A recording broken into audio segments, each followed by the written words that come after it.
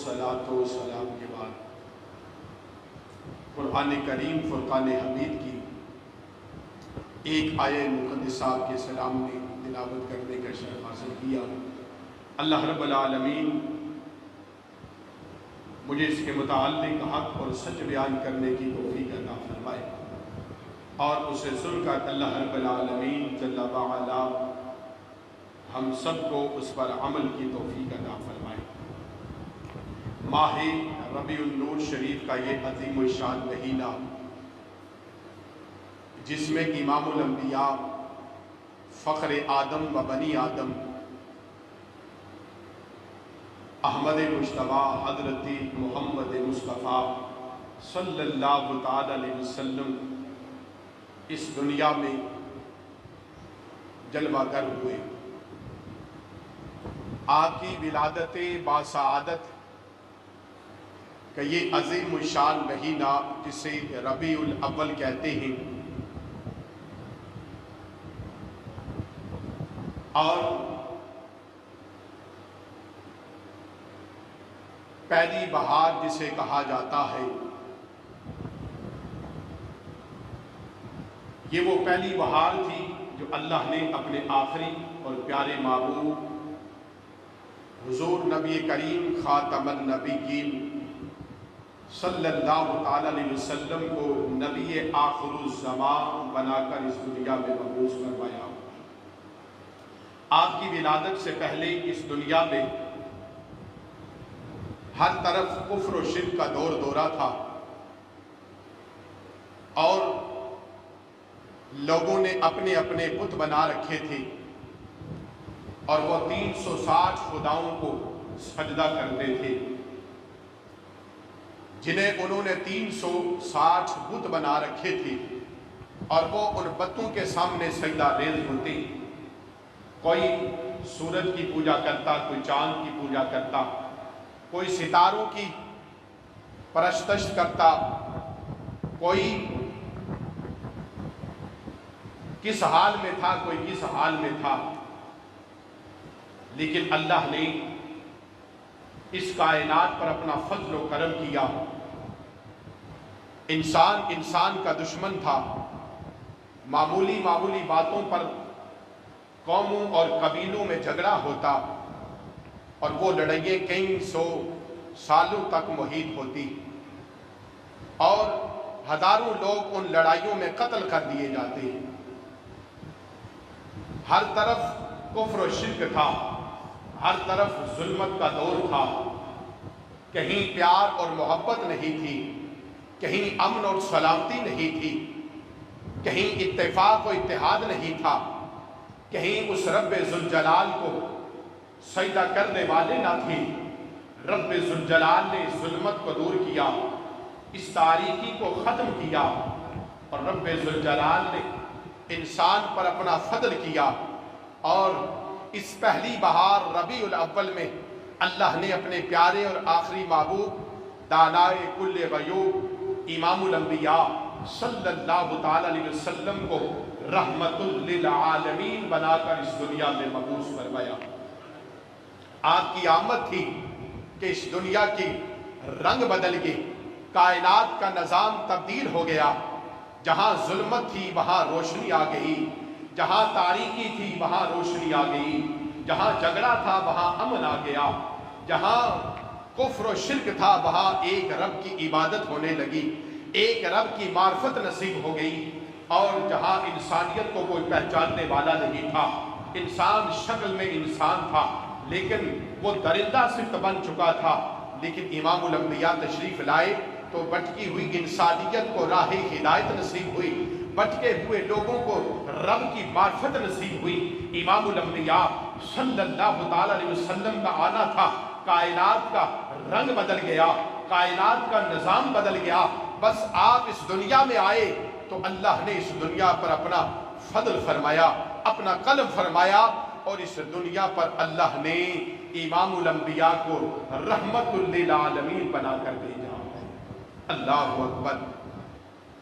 और अल्लाह इरशाद फरमाता है, इमामुल अंबिया सल्लल्लाहु तआला अलैहि वसल्लम को अजमत और शान का जिक्र फरमाता है اور آپ کی آمد کا ذکر فرماتا ہے۔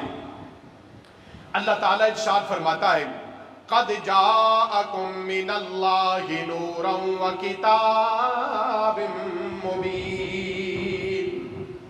اللہ تعالیٰ ارشاد فرماتا ہے بے شک تمہارے پاس آ گیا، قَدْ جَاءَكُم مِّنَ اللَّهِ، بے شک تمہاری جانب اللہ کی طرف سے نُورٌ وَكِتَابٌ مُّبِينٌ۔ اللہ فرماتا ہے بے شک اللہ کی جانب سے تمہارے پاس آ گیا نور اور کتاب مبین۔ اللہ کی جانب سے نور اور کتاب مبین آ گیا۔ قد جاءکم من اللہ نور و کتاب مبین۔ اللہ ارشاد فرماتا ہے میں نے تمہاری طرف نور بھیجا اور کتاب مبین۔ اس نور سے مراد اللہ کے پیارے محبوب صلی اللہ تعالی علیہ وسلم، اس نور سے مراد احمد مجتبیٰ حضرت محمد مصطفیٰ صلی اللہ تعالی علیہ وسلم ہے، جو اللہ نے اپنے محبوب کو اس کائنات میں نور بنا کر بھیجا ہے۔ اللہ اکبر۔ محمد مصطفیٰ اے بہارن در بہار آئی، محمد مصطفیٰ آئے بہار اندر بہار آئی، زمین کو چومنے جنت کی خوشبو بار بار آئی، زمین کو چومنے جنت کی خوشبو بار بار آئی۔ اللہ کے محبوب صلی اللہ تعالی علیہ وسلم تشریف لائے تو رب ذوالجلال قرآن میں ارشاد فرماتا ہے وَبِذَالِكَ أُمِرْتُ وَأَنَا أَوَّلُ الْمُسْلِمِينَ۔ اللہ کے محبوب صلی اللہ تعالی علیہ وسلم نے فرمایا مجھے یہی حکم ہوا، اللہ کی بارگاہ سے مجھے یہی اعلان ملا، یہی پیغام ملا، وَأَنَا أَوَّلُ الْمُسْلِمِينَ۔ اللہ کے محبوب صلی اللہ تعالی علیہ وسلم نے فرمایا، رب ذوالجلال نے فرمایا میں نے تجھے سب سے پہلا مسلمان پیدا کیا۔ وَبِذَالِكَ أُمِرْتُ وَأَنَا أَوَّلُ الْمُسْلِمِينَ، مجھے یہی حکم ہوا کہ میں سب سے پہلا مسلمان، سب سے پہلا مسلمان۔ اللہ کے محبوب صلی اللہ تعالی علیہ وسلم نے ارشاد فرمایا کہ اللہ نے سب سے پہلے میرے نور کو پیدا کیا۔ اللہ کے محبوب صلی اللہ تعالی علیہ وسلم نے فرمایا اول ما خلق اللہ نوری، اللہ نے سب سے پہلے مجھ محمد کے نور کو پیدا کیا۔ حضرت جابر رضی اللہ تعالیٰ عنہ کہتے ہیں یا رسول اللہ صلی اللہ تعالی علیہ وسلم بتائیے اللہ نے اس کائنات میں سب سے پہلے کس چیز کو پیدا کیا؟ صحابی رسول حضرت جابر پوچھتے ہیں یا رسول اللہ اس کائنات میں اللہ نے سب سے پہلے کس چیز کو پیدا کیا ہے؟ اللہ اکبر۔ صحابہ کا یہ ایمان اور عقیدہ تھا کہ اللہ نے ما کان اور ما یکون کا علم اپنے محبوب کو عطا کیا ہے۔ اس کائنات سے بننے سے لے کر قیامت تک اور قیامت کے بعد تک کا علم اللہ نے اپنے محبوب کو جتنا چاہا عطا فرما دیا ہے۔ اسی لیے صحابی رسول پوچھتے ہیں یا رسول اللہ بتائیے اللہ نے سب سے پہلے کس چیز کو تخلیق کیا؟ تو اللہ کے محبوب صلی اللہ تعالی علیہ وسلم نے منع نہیں فرمایا، اے جابر مجھے نہیں خبر اللہ نے کیا پیدا کیا ہے، نہیں۔ صحابی رسول عرض کرتے ہیں یا رسول اللہ صلی اللہ تعالی علیہ وسلم یہ فرما دیجئے اللہ نے سب سے پہلے کس چیز کو پیدا کیا؟ اللہ کے محبوب صلی اللہ تعالی علیہ وسلم نے ارشاد فرمایا یا جابرون ان اللہ تعالی خلق قبل الاشیاء من نور نبیک من نوری، اے جابر اللہ نے سب سے پہلے تیرے نبی کے نور کو اپنے نور سے پیدا کیا۔ سب سے پہلے تیرے نبی کا نور اللہ نے اپنے نور سے پیدا کیا ہے کہ نگاہ عشق و مستی میں وہی اول وہی آخر،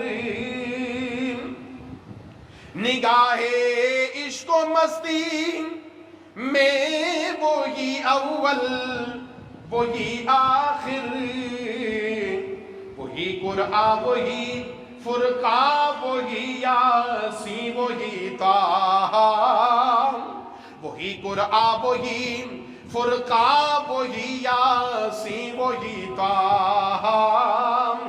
اللہ کے محبوب صلی اللہ تعالیٰ علیہ وسلم نے فرمایا، اے جابر، اللہ نے سب سے پہلے تیرے نبی کے نور کو اپنے نور سے پیدا کیا ہے۔ حضرت آدم علیہ السلام اللہ کی بارگاہ میں التجا کرتے، پروردگار عالم محمد عربی کے صدقے کرم فرما، اے پروردگار عالم درگزر فرما۔